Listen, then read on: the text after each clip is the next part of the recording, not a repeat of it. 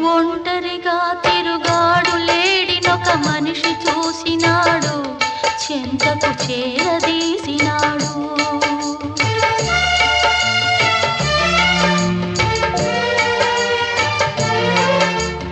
అభమో శుభమో తెలియని లేడి అతనిని నమ్మింది, తన హృదయం పరిచింది.